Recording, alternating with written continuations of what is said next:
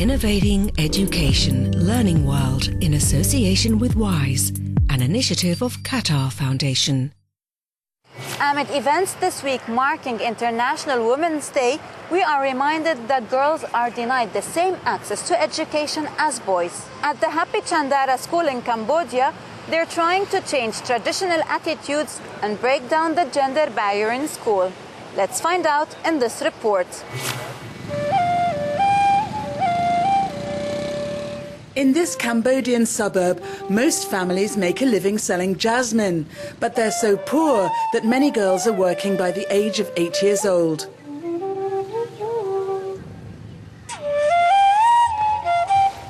Ban Shray Pitch also used to work, but now she goes to the Happy Chandara School.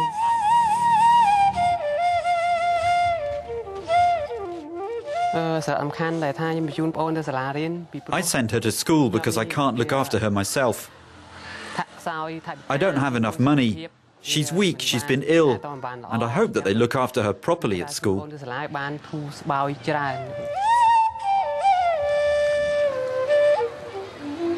In Cambodia, around half the population is under 18 years old. The country's intellectuals disappeared during the Khmer Rouge genocide, which claimed 2 million lives. The shortage of teachers means that class numbers are around 50, and schools only teach part-time. There are 580 pupils at the Happy Chandara School, 31 of whom are weekly boarders. I want to be an interpreter or a doctor. Many girls here are victims of forced marriage or abuse. Being at school helps because it isn't enough to learn to read and write. Here, lessons are taught in Khmer, French and English. They learn IT, sport, dance, civic education. The school prepares the children to take an active part in the Cambodia of tomorrow.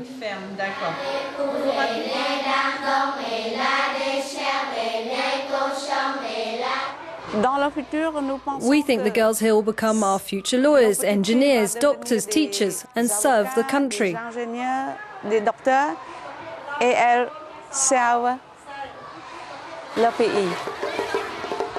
At this school, the children eat 3 meals a day, and they have a full healthcare program.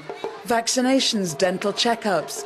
Chandara means the sky and the stars, and was the name of one of the project founders' children.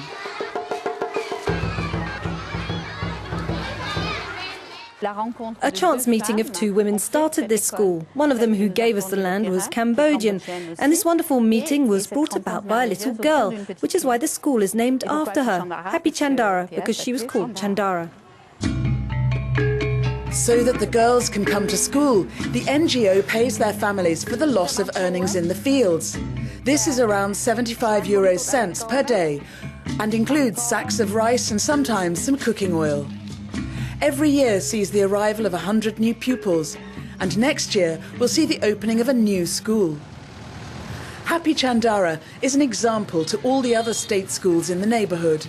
If we take the level of girls' education as an indicator of a country's freedom and democracy, female education is one of today's biggest challenges.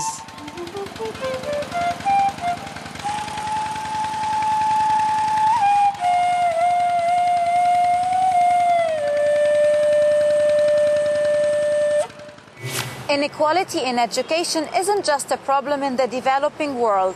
There are still imbalances in Western societies. At the Renate Center in Norway, the catwalk has become a platform for girls to take big strides towards a career in science and technology. Let's take a look.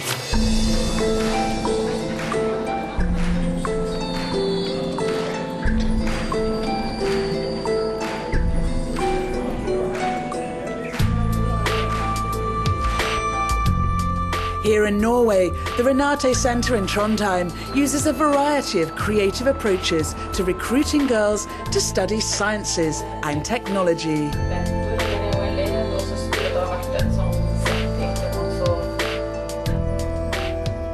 Because there's a great lack of girls within these kind of studies and careers.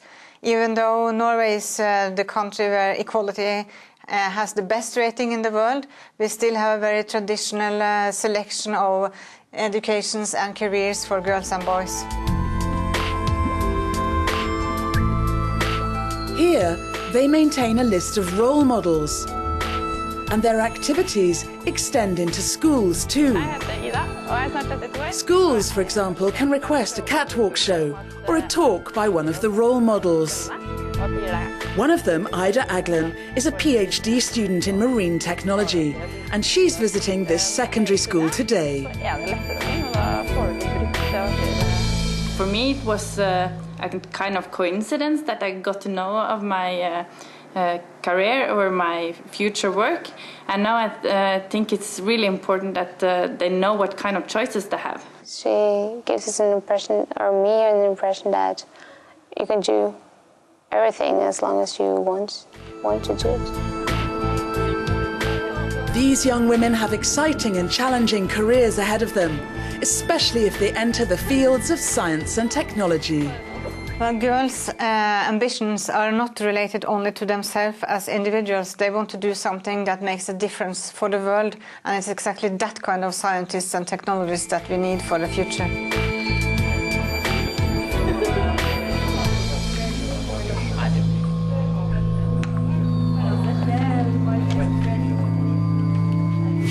Some women manage to break way beyond the boundaries of their male-dominated world. Dr. Maggie Aderen-Pocock is a top space scientist. She's passing on her knowledge and experience to a new generation of stargazers.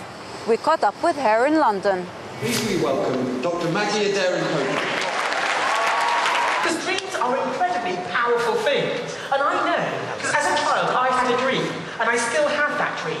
Ever since I can remember, I've wanted to be a space scientist. I think it was, I watched cartoons about space, and I heard about people like Yuri Gagarin and Neil Armstrong, and that just gave me a desire to get out there one day. If you grab those opportunities and have a dream and aspire to things, you'll be amazed at what you can achieve. I've been amazed at what I can achieve, but you can do it too. So...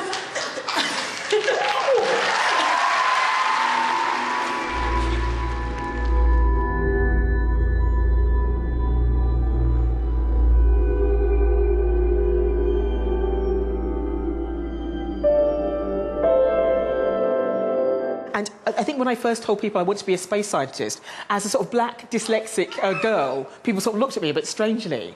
But of the three of those, I think the biggest challenge was the dyslexia. Why do we want to build these huge telescopes? Well, a telescope is effectively a light-gathering bucket. Now, little Maggie, dyslexic kid from London, I grew up in Camden and went to school in Highgate. I would never believe I could have gone to Buckingham Palace and met the Queen. And so the Queen said, the first thing she said to me, she said, "Sam, what do you do?" That's the Queen's accent. And I said, "I'm a space scientist." And the Queen said, "Yeah." I think many girls are put off science and technology careers, and I think mainly because they see them as very boy-orientated, and they don't see themselves, sort of, you know, if they're young and glamorous, they don't see themselves fitting into that sort of area. So I think we need to encourage them. There is an image of a sort of scientist, a sort of slightly fuddy-duddy and sort of grey. That's what people expect to see, the mad scientist. Which one of these two people do you think is the scientist? Now, most of the younger kids will automatically go for my husband, because he fits more into that image. You know, he's white, he's male, they think he's the scientist. I'm going through a time of change at the moment because of my daughter, but it's trying to work out how I combine my science communication, my space science, and also time with my daughter together, and that's quite a challenge. Why do we fight here on Earth? We fight over religion, we fight over race, we fight over land, we fight over oil. We fight so much. But in the scheme of things, the universe is so vast. It's like ants squabbling over a leaf. So my motto is, make spaceships, not war. You know it makes sense. So thank you very much for listening.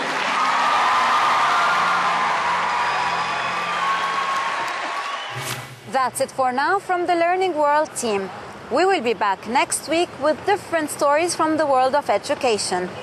And remember, you can watch all of our episodes on our website.